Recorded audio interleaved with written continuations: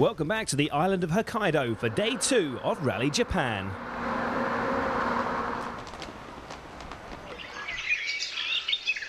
The day comprises a series of relatively short stages, the first just over 6 kilometres. Subaru's Chris Atkinson is 4th overall. He started the event very strongly and led a WRC rally for the first time in his career. He lost 2 places on the second run through the massive 50-kilometre stage, but this is still his best performance of the season.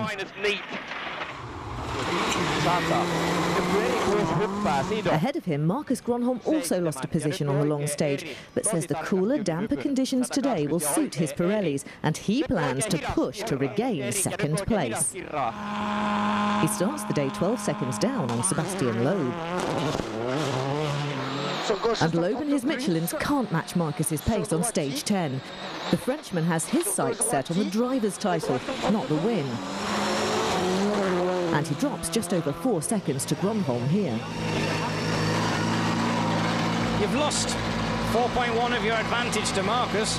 Yeah, didn't drive well.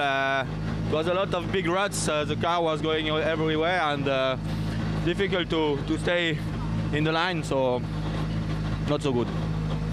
Rally leader Petter Solberg shares Gronholm's tyre advantage. He too, of course, a Pirelli runner.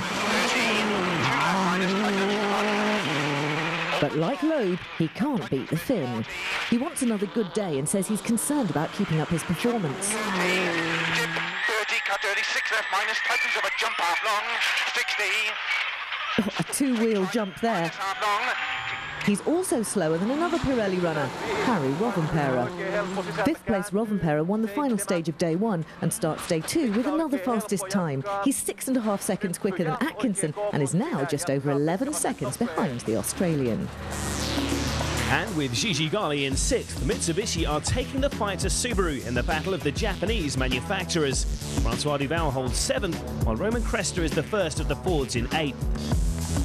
So to stage 11, and there's a real chance here for Marcus Gronholm, who starts the stage just 7.5 seconds behind Sebastian Loeb.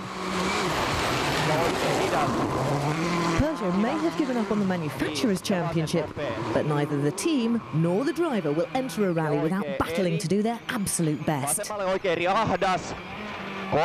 Perfect conditions for the Pirellis, and Marcus making the most of his advantage.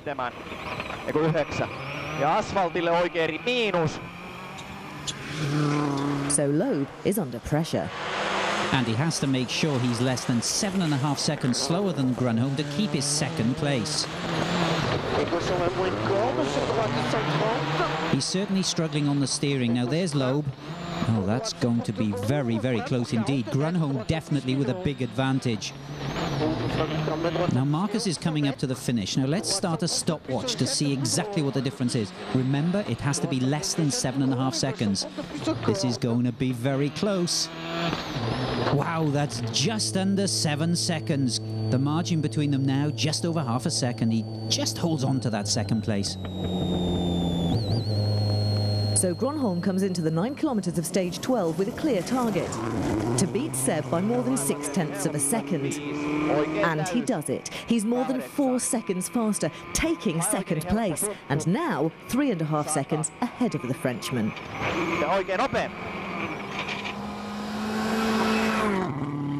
Harry Rovanperä too continues to make good progress. He's closing in on Chris Atkinson.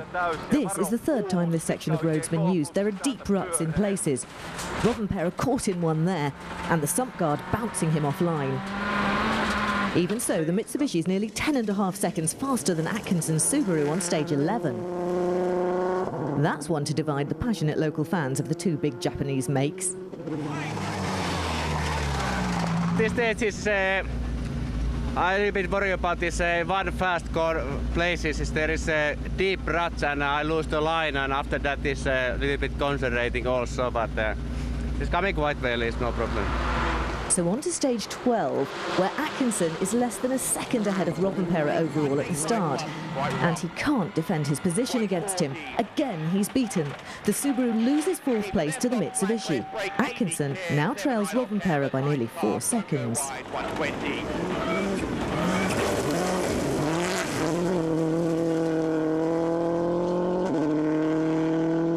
His teammate, Petter Solberg, still leads the rally.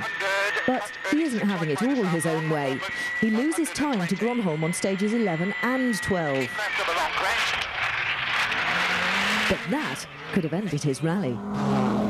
It certainly could have. Now Petter's entering the corner with much more speed.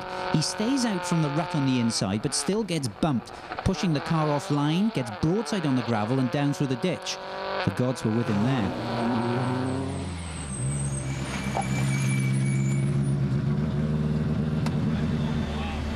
Bad one. That was a tough one. So, plenty of movement on this leaderboard. Marcus Gronholm up to second and Harry Rovanperä up to fourth, while Tony Gardemeister replaces teammate Roman Crester in eighth. But Solberg is still the leader, his advantage 24.3 seconds.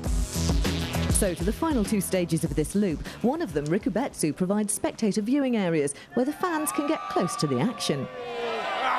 Time to celebrate the WRC's second appearance in Japan.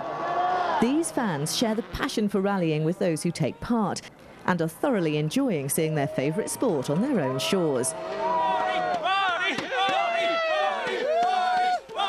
And for Subaru and Mitsubishi, it's fair to say that rally really has come home.